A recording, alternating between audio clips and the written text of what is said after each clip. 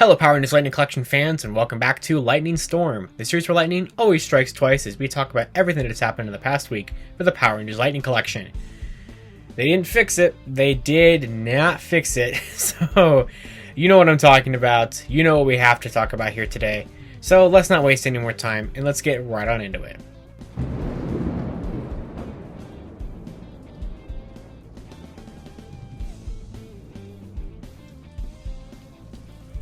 So first up this week, I'm going to talk about A-Squad Pink shipping out from Hasbro Pulse.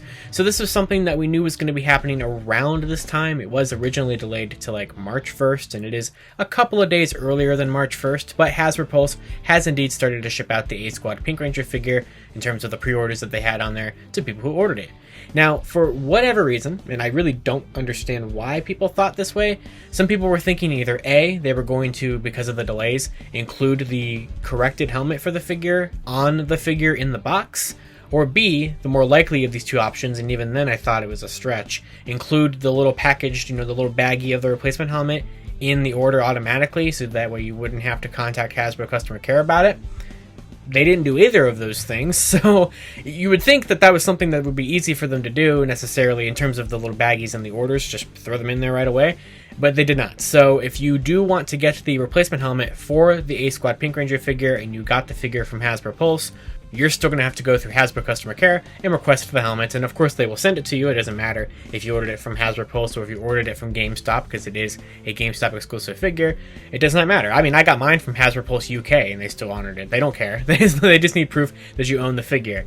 However, I did get an email this past week pointing out that there might be a little bit of a loophole in terms of having to do the whole picture with the incident number thing. It's possible you might be able to just reach out to Hasbro Pulse help and not necessarily Hasbro customer care if you got it from Hasbro Pulse, and they might be able to send it to you just using that chat where they might not need to have all the pictures and everything. But then again, you could just go through Hasbro customer care. Either way, you should be able to get the helmet however you need to for the figure if you do want that. Or if it's not that big of a deal for you, I still personally think it was a pretty huge deal that really ruined the figure. You don't have to do any of this. You don't have to do any of this if you don't want the helmet, but if you do, you're going to have to contact Hasbro about it through the appropriate channel based on where you got it.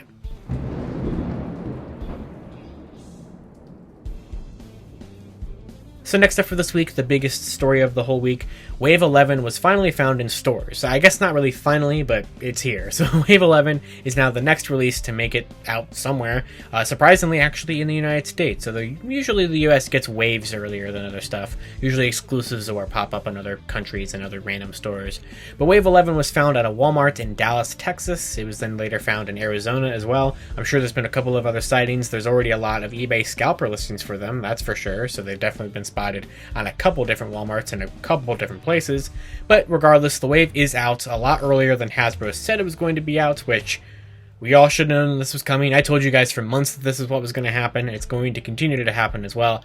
All these items that they are giving us these absolutely ridiculously in the future release dates for are not actually going to be the release dates of those figures. So please keep that in mind when you're budgeting for these figures. If you pre-order them, of course, especially with the regular waves, you can order them whenever you want. You don't really need to pre-order these waves anymore because they're just not that crazy popular, and especially with the price increase and especially with them all being 2 per case now, it's a little easier to get an entire wave if you wait a little bit than having to pre-order. But off that side tangent, Wave 11 was originally slated to come out in September of 2022, and here it is now in February, which is the release date estimation that they were always planning on it for. Wave 12 was supposed to pop up sometime around May, in about 3 months from now, 2 to 3 months from now, probably going to be closer to June, and they haven't even announced Wave 12 yet, so just expect that to happen, because whenever they do announce Wave 12, which it has to be soon, they will probably say it's going to be out in like October or November, and then it will pop up in like June, and people will be shocked and surprised again. So just keep that in mind if you're trying to budget this out and you're trying to get these right when they come out. But basically, the wave is out. It looks passable in some areas and not so in other areas. Let's just talk about all these figures for a second here.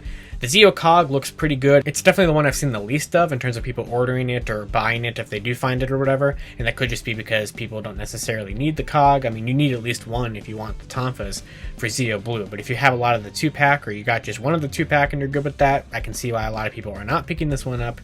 But basically, we've had a lot of really good pictures of this wave from the people who have bought them and found them in stores. We got some awesome pictures of Dino Fury Red, and it posed with the other Red Rangers in the Lightning Collection, specifically the Dino Tyrannosaurus themed Red Rangers, so that was really great to see. We got some awesome pictures of Dino Charge Pink and how she is with the rest of the Dino Charge team, which will be very exciting to continue with when we can finally complete the core 6 members of the team when we get Coda coming up here in Wave 13 this fall, so that's going to be a lot of fun. And of course, I've saved the worst for last, and that is the Wild Force Lunar Wolf Ranger, causing our Lightning Collection controversy of the week. This is not good. I don't like this at all. So yeah, I mean, I kind of predicted this, unfortunately, and by like a day I predicted this. So last week I talked about the whole thing, the last week's Lightning Collection controversy of that one was all about the X on the Galaxy Glider and that not being corrected for the final release, even though Hasbro themselves had said that they caught it, which didn't necessarily mean that they fixed it. This one's worse though. This one's a lot worse for a number of reasons. First of all, because it's on the actual figure itself. It's not just on an accessory piece with the figure. But this is something that Hasbro did not just say that they caught, they said they were going to be able to fix it. And that is the boots and the stripes on the Wild Force Lunar Wolf Ranger. So this figure has always had 3 glaring problems: the stripes, the boots, and the holster. He has no holster for some reason, even though every single picture that you could possibly look up of the Wild Force Lunar Wolf Ranger and of Gal Silver from Gal Ranger shows him with a holster for his Lunar Q, and he just does not have it. So, and Hasbro never addressed that he was missing a holster, and they never said they were going to give him one. So I don't give Hasbro a pass on that for not fixing that, but they never said they were going to, so I can't fault them for not fixing it, I suppose. However, the boot color and the stripes are something that they did say they were going to fix. And a good example is that Lunar Wolf. When we hear the feedback, those sometimes what we have either for our live streams or the shots that we're sharing may be like an early prototype. It may not be like the finished final product. So depending on where it lands in its development cycle, some of these things can be addressed more readily. You know, the stripes on the vest is or shirt are the great example, or the boots. Yeah. Those are things that we're going to be able to take care of. And if not, hey, then collectors have a variant they can go chase down, right? So they had said that they were going to fix the white color of the boots and make it not white. They are supposed to be silver. In the stripes, there was 5 stripes on his sash when there should be 6, because he's the 6th Ranger, and neither of those things were fixed. So what's very unfortunate and very weird about this is that I kind of had a feeling that this was never going to be fixed because of what we saw of the figure that day. So they're talking about in the interview with TokuChris, which I'm going to leave a link to the full thing down below if you guys would like to hear the whole thing with the Hasbro team and everything. And there was a lot of these. We talked about Hassan's last week when we were talking about the whole Galaxy Glider situation. There was a lot of these post-con interviews where they talked about these kind of issues and stuff like that, and none of that ended up really happening. But what's so weird about this is that they did say that, you know, it depends on, sometimes the promo shots that they show us are not the finished product, yada yada yada, and that's true. But for whatever reason, the promo shots have always looked worse than the final product, or the prototype product that we saw in John Warden's hands. John Warden showed off Wave 11, it was standing behind him at Hasbro PulseCon, and he showed it off on the screen very clearly. And that's when I knew that these were never going to be fixed. Because I figured, because of how they were showing them off, they weren't just showing them off out of box, they were showing them off in box and everything like that. That meant that they were manufactured, or at least definitely in the manufacturing process, and probably way too late to change anything that would be wrong with them. These figures have probably been manufactured since about December or so, probably like November, December. So I don't think we were ever going to have a chance to have them corrected because of when they told us about them in relation to when they were being manufactured, unfortunately. Because we saw them at Hasbro PulseCon, you know, being shown off on camera. We even saw them very briefly on the last Fan First Friday, which also coincidentally has been the last time the Hasbro Pulse team has ever talked to us, which was over 2 months ago on December 10th, during that Fan First Friday when it was on the play table of the little diorama that they showed off before they revealed Ready Clip Door. You can see Wave 11 on that table right there. So that always made me think that Wave 11 was definitely far along in the manufacturing process, or had already been manufactured, and there was going to be no hope of fixing it. I'm still disappointed, though, that they said it was going to be able to be fixed, and it's not. Is it a possibility that the first batches weren't fixed, and we were going to get a fixed batch later on? And this is going to be some kind of sought-after variant of it being wrong? Maybe. I mean, I don't want that to be the case, because then I'm going to have to buy 2 of it, but regardless of that, nobody should have to wait to see if the figure is going to be corrected. It should have never been this messed up in the first place. And what's so annoying about it is if you look at that prototype shown off back at PulseCon, his boots are not white. They're not necessarily silver either. They're kind of that shimmery sort of, not translucent, but like kind of that weird gray plastic where it's kind of silver, but it looked a lot more accurate than just the full-on white boots. But the holster and the stripes have always been a problem with this figure. So it's just the classic, do they care? Did they lie to us? Why are we the best marketing team for the Power Rangers brand? I don't know. It's so tiring. There has been so much shit thrown around at John Warden this past week and at the entire Hasbro Pulse team in general. And you have to be respectful with these things. No matter how mad you are, you have to be respectful when you talk to the Power Rangers team, because you have to be. You have to act professionally if you're ever going to get your point across, because why would they listen to you if you're just going to, shout at them and scream at them and you're the worst, Hasbro, and you all should be fired and your families, or I don't know, whatever people say. It's annoying. It's really annoying. It shouldn't happen, and it really is an embarrassment when you see these kind of things happen and they make it to the shelves. It's just an embarrassment on the Hasbro Pulse team for not only doing that, but also saying something and then it not happening. And I don't know. I mean, I've talked about this a long time ago. I talked about it with the whole, missing heads from the Ninja Ranger situation, and now we have the X on the Galaxy Glider, and Lunar Wolf Ranger, and A-Squad Pink's helmet. Almost every release now. I mean, it piles up. I mean, the Lightning Collection controversy of the week was a joke, but it's kind of a thing. It really is kind of a thing that we have to talk about nearly every single week. And we are always hearing radio silence from the Hasbro Pulse team. I mean, we did get the A-Squad corrected helmets. They did ship out heads to the people who were missing them in the Ninja figures, so it's really good that they did, do something on those parts. But you're not going to replace an entire figure with Lunar Wolf. The Lunar Wolf Ranger, you can't just send out a replacement part. The whole figure is messed up. You have to send the whole thing. And the problem is that unless there's a running change on this, which I find unlikely, how this is going to be fixed. It's going to be fixed in like a year from now when they go, and hey guys, we are now releasing the Wild Force 2-pack of, Zanaku with the Lunar Wolf Ranger. And look at this new Lunar Wolf Ranger. We really decorated it all out this time in terms of making it actually look like it's supposed to. That's what's going to happen. Like, that's the fix for this. Like, that's the only fix that I can see, other than like a really, really not likely running change. But in terms of at least getting the holster, you're never going to get that holster unless they do something like what I just said with like a random 2-pack or something, which I know people are going to hate that. Especially because of the increased prices of the figures, not only single releases but especially on 2-packs to over $50. It's just not a good look. So it's just another week of another whatever. So I know a lot of people are not supporting the Lunar Wolf Ranger figure. I know a lot of people are canceling their pre-orders or they refuse to buy it or whatever, and I totally understand that. I do think that is probably the right move to definitely show Hasbro, because that's like one of the only ways we can.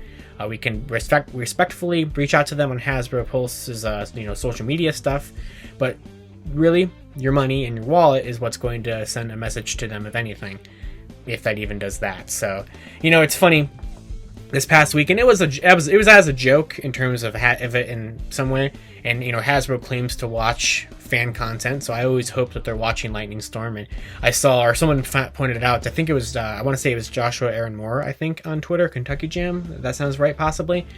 They pointed out that there was a LinkedIn post about a opening for the head of marketing of the Power Rangers brand at Hasbro, and there was only like 2 applicants for it, and it had been up for like a month. So I made a LinkedIn account and I applied for the head of marketing of the Power Rangers brand. Didn't get it. I ended up getting a Hasbro Human Resources email back a couple days later saying that the position had been filled and, thank you for applying and everything. So, obviously, I was never going to get the position, and I did it as a joke, but also not as a joke. I mean, I would love to work at Hasbro and do something with this Hasbro, line. I would love to do something with this Power Rangers Lightning Collection. I would totally sign an NDA if that's what is needed, to not I mean, if they don't want me to leak their stuff and like they want me to work with them in an official capacity to like not have these errors happen and to try to manage their conversations with the fandom a little bit better, I am more than willing to do that. I probably not the most qualified person to do it. I'm sure there's a lot more other qualified people than me, but it would literally be like the job of my dreams. It really would. And I would do whatever I would need to do for that to happen. Hypothetically, that's never going to happen, but since I got turned down for the head of marketing, I ended up doing the only sensible thing, and I applied for the assistant head of marketing. So, which I haven't heard back for that one yet. So, hey, maybe my hat's still in the ring on that one, but obviously I just was having some fun. It's like a 70-30 split of like 70% fun, but 30% like take a look, you know. But yeah, it's just. It sucks, man. It really does. Lunar Wolf Ranger is one of my all-time favorite suits in the Power Rangers, series. I love Silver Ranger suits, and I just really like how that one looks a lot. And I'm just upset that this figure's so screwed up, I mean, I'm still going to buy it. I'm still going to buy it in its Power Pop Art variant box as well whenever that releases, but I don't like it. I do not like how this figure turned out whatsoever. It's definitely my least favorite of the wave, and there's things people are complaining about with other figures. I know people were complaining about the silver color of the like lightning bolt symbol or the trim of it on Dino Fury Red when it should be white, but that's just been the classic silver or white is the same color in terms of Hasbro's views of paint applications in the Lightning Collection. We've seen that time and time again, that they use silver and white interchangeably regardless of the situation. So I don't know. There's really not much else to say about it other than respectfully reach out to Hasbro if it really bothers you, or do not buy the Lunar Wolf Ranger figure from Wave 11 if it really, really bothers you. But that's all I really have to say of Power Ranger stuff this week. Before I wrap up this episode, I do want to shout out somebody in the community on another lightning strike of the week.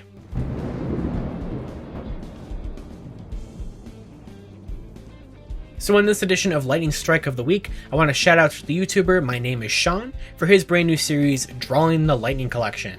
So I saw this pop up on my I have like the Twitter tab opened of everything that's like hashtag Lightning Collection, so I can just see stuff in that hashtag, and this popped up and I thought this was really, really cool. So he's doing these art pieces inspired by different releases in the Lightning Collection, and he's released his very first one only a couple of days ago, inspired by the GameStop exclusive Cat 2-pack. So it's a really awesome original art piece of Mighty Morphin Pink and Zeo Pink, and there's even the actual cat on the shoulder of Mighty Morphin Pink.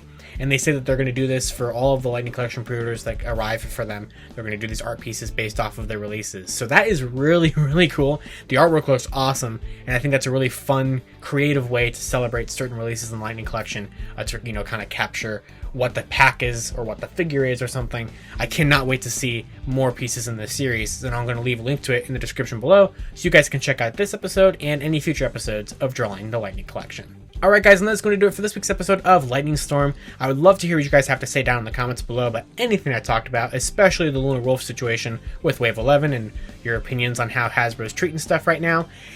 It's unfortunate right now also because of this episode and the timing of the calendar. This will be the first February ever that the Lightning Collection has existed during, in which we got no wave reveal whatsoever, but that was not necessarily a tradition. I'm really, really crossing my fingers and hoping that we could finally get a Fan First Friday on March 4th. Because there has not been one announced for March 4th yet, and it would go really well to coincide with the release of Dino Fury Season 2 on Netflix on March 3rd, so they can, promote that and everything. Basically, the next Fan First Friday, I'm assuming, should have Wave 12 and the Zord Ascension Project Dragon Zord revealed, and so I really cannot wait to see those things, and hopefully we get one within the next week, so we can talk about it next week on Lightning Storm. This is your Lightning always strikes twice. And until next time, you can follow me on Twitter at LivingRangerKey or at LightningFigPR, and I'll see you all later.